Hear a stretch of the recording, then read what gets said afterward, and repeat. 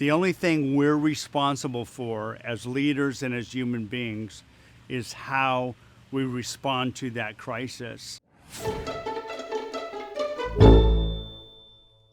Hi, this is Paul Rosenberg. Thanks for watching the Rogue Leader channel. Make sure you hit the subscribe button wherever it is, whatever direction, and the notifications. And thanks for watching today. Today I want to talk about a subject that is becoming very prevalent in a post-COVID-19 world, and that's this fear around the future and how to deal with this changed world that we live in. And so part of today is really about one thing. It's taking this moment in time and either creating new opportunity out of it or falling victim to it. And I want to talk to you about taking this opportunity to innovate, to reinvent, to be bold as a rogue leader does. So how do we do that? How do we take this moment and take this crisis and get some silver lining out of it and do good? I want to talk about 4 things that will help you on your journey through. The first thing is you have to learn how to manage your fear. What do I mean by that? We all cannot control what's out there. We've all learned that we have no control of the outside world.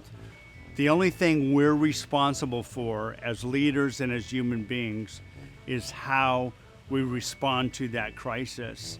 So I ask you to be purposeful and manage your response. Understand that you're in control of how you frame it. I can frame it in fear.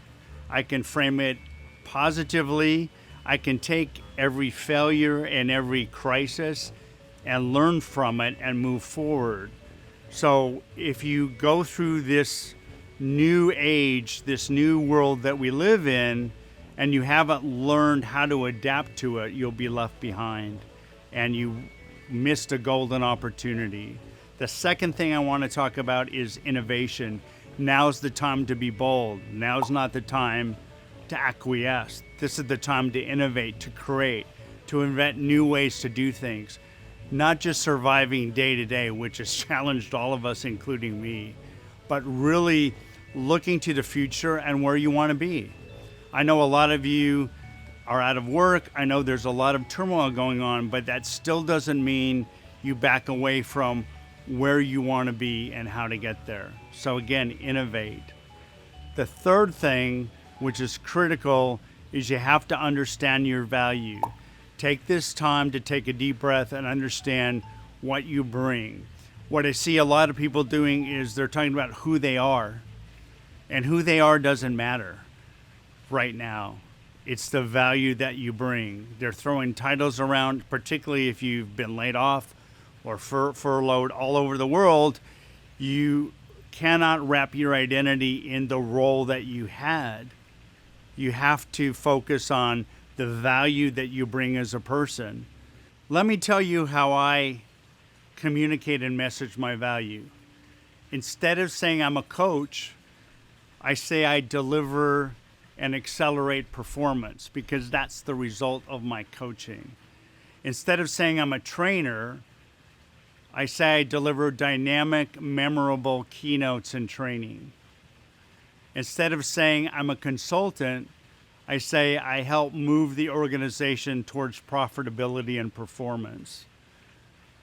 I'd ask all of you to think about how you are messaging your value, and to, with a little bit of adjustment in terms of the language that you use, make that switch. It's a powerful switch, and it'll help you be stronger in this environment. The next item that I want to talk about is on communication. Now more than ever, because a lot of us are still doing this remotely and digitally, is you have to listen even more. You're not there in person, and when you go back on site to that new job or back to your work, you have to sharpen your listening skills and you have to sharpen your communication skills. Why? Because all of us are dealing with this in a different way. You have to have more compassion. You have to have more space. So again, value yourself. control and manage their response, innovate, and up your communication skills. If you do those 4 things, I think you're going to have a bright future ahead. Thanks so much for watching.